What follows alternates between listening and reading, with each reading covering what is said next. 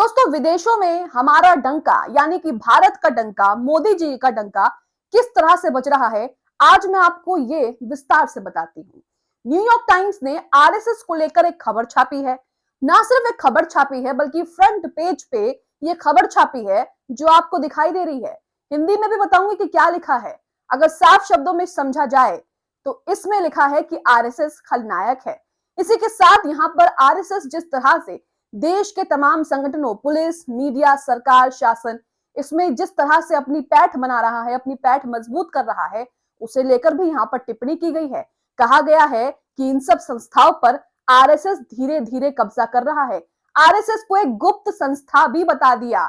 अब social media पर ये जो न्यूज़पेपर का स्क्रीनशॉट है, ये वायरल हो रहा है।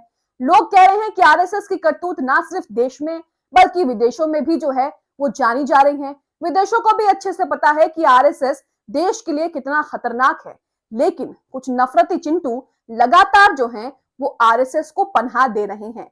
नमस्कार, आदाब, सत श्री अकाल। आप देख रहे हैं द खबरी लड़की और मैं हूं आपके साथ मुनमुन रहमान। तो न्यूयॉर्क टाइम्स की इस खबर में क्या लिखा है, सबसे पहले तो उस पर बात कर लेते हैं। तो देखिए, खबर में लिखा है, खबर जो है वो फ्रंट पेज पे छापी गई है, जिसमें कुछ चीजें हाईलाइटेड हैं, जिसमें लिखा है कि हालांकि अब भी खुद को एक गुप्त संस्था के रूप में पेश करता है, आरएसएस की बात हो रही है, लेकिन हाल के वर्षों में यह अधिक सार्वजनिक रूप से सक्रिय हो गया है।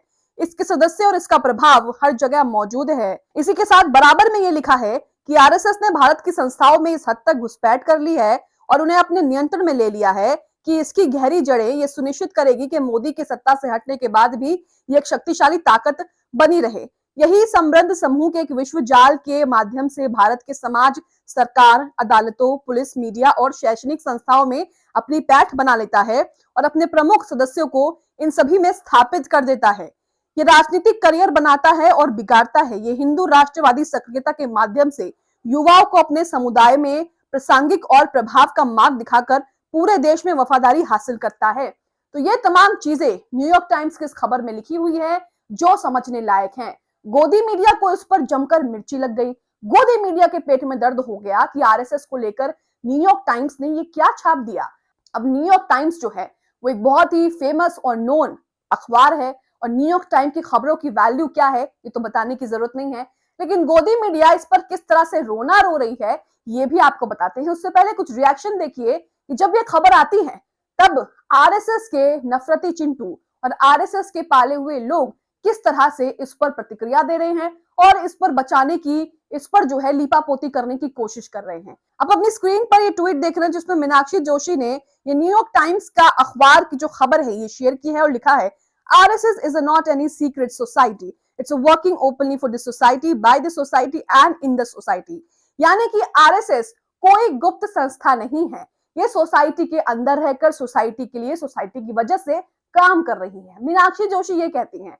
मीनाक्षी जोशी को ही प्रियंका भारती करारा जवाब देती हैं और कहती हैं, और आरएसएस की सोसाइटी में मीनाक्षी जोशी नाम की महिला का स्थान कहां है। इसी के साथ सदफ आफरीन भी इसे शेयर करती हैं और लिखती हैं कि आरएसएस की करतूत द न्यूयॉर्क टाइम्स के पहले पन्ने पर छापी गई है। वहीं गोदी मीडिया के पेट में क्या दर्द हो रहा है ये भी आप अपनी स्क्रीन पर देख रहे हैं। लिखा है, आरएसएस को खलनायक बताने वाला न्यूयॉर्क टाइम्स, क्या ये पत्रकारिता है या भारत के खिलाफ प्रोपेगेंडा? जाने सच। ये पूरी एक रिपोर्ट है जिसमें भर भर के न्यूयॉर्क टाइम्स की खामियां गिनाई गई हैं। न्यूयॉर्क टाइम्स को लेकर तरह तरह की बातें कही गई हैं।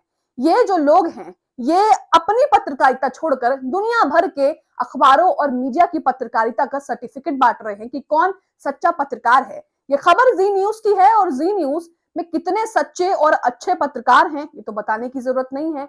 जी न्यूज में कैसे पत्रकार काम करते हैं, किस तरह के पत्रकार काम करते हैं ये भी बताने की जरूरत नहीं है।